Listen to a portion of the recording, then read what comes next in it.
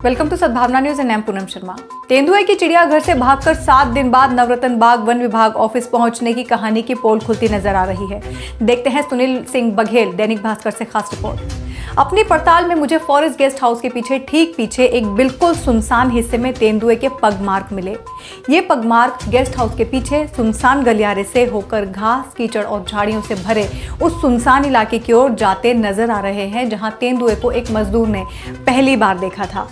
ये पगमार्क इस ओर साफ इशारा कर रहे हैं कि तेंदुआ नवरत्न बाग से ही पिंजरे से गायब हो गया था। त्रिपाल से ढके होने के कारण संभवतः तेंदुए के साथ आई टीम को रात को इसका पता ही नहीं चला और वो खाली पिंजरा चिड़ियाघर में छोड़कर गेस्ट हाउस आ गई। चिड़ियाघर में भी जो पगमार्क और सीसीटीवी फुटेज में किसी जानवर के देखे जाने की बात आई थी, विशेषज्ञों की जांच में वो भी तेंदुए के नहीं निकले। ऐसे में ये बात और पुख्ता हो जाती है कि तेंदुआ इंदौर के नवरत्न बाग स्थित कार्यालय में बने गेस्ट हाउस से ही गायब हुआ था। दरअसल पकड़े जाने से पहले जिस बाउंड्री वॉल से घिरे झाड़ियों से भरे जिस कंपाउंड में तेंदुआ पहली बार देखा गया, वहां पहुंचने के सिर्फ 2 ही रास्ते हैं। पहला, एक रास्ता सीसीएफ कार्यालय के भीतर चैनल गेट से होकर जाता है। जाहिर है रात में कार्यालय चैनल गेट बंद होने और दिन में चहल पहल होने के कारण तेंदुए का यहां से मैदान में जाना संभव नहीं था। दूसरा रास्ता तलाशना शुरू किया गया तो ये तलाश हमें छोटे गेस्ट हाउस के पीछे की तरफ ले गई। इस निर्जन इलाके में हमें गेस्ट हाउस के ठीक पीछे तेंदुए के पैरों के कुछ हल्के निशान मिले। ये निशान झाड़ियों से भरे मैदान की ओर जा रहे थे। हम सावधानी पूर्वक आगे बढ़े। गेस्ट हाउस, सीसीएफ कार्यालय और बाउंड्री वॉल के बीच बने गलियारे की गीली जमीन में हमें तेंदुए के पैरों के स्पष्ट निशान मिल गए। ये गलियारा आगे जाकर झाड़ियों से भरे उसी कंपाउंड में खत्म होता है जहां ये पहली बार देखा गया था।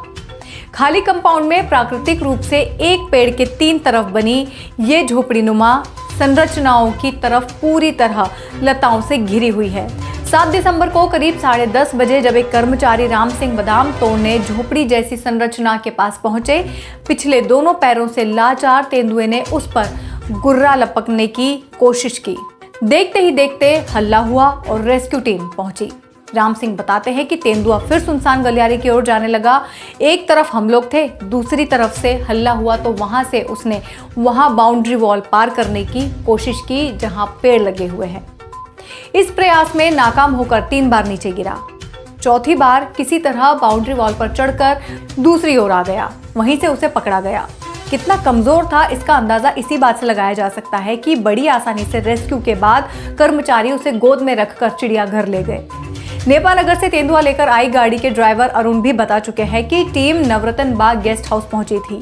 यहीं पर ऑफिसर कॉलोनी की और जाने वाली मुख्य सड़क से हटकर एक तरफ बने गेस्ट हाउस के सामने पार्किंग की जगह है। यहां से ठीक सामने की ओर 50-60 फीट आगे बढ़ने पर गेस्ट हाउस का पिछवाड़ा, खाली पड़ी एक पुरानी बिल्डिंग और बाउंड्री वॉल मिलकर एक छोटा सा गलियारा बनाते हैं। ये गलियारा मुख्य कार्यालय के पिछले हिस्से में ऐसी सुनसान जगह जाता है जहां पूरे मैदान में ऊंची घास, बैल और झाड़ियों का जाल फैला हुआ है। यहाँ पेड़ के चारों तरफ फैली जंगली बेल झोपड़ी जैसी संरचना भी बनाती है, जो कि तेंदुए के छिपने के लिए एक आदर्श जगह है।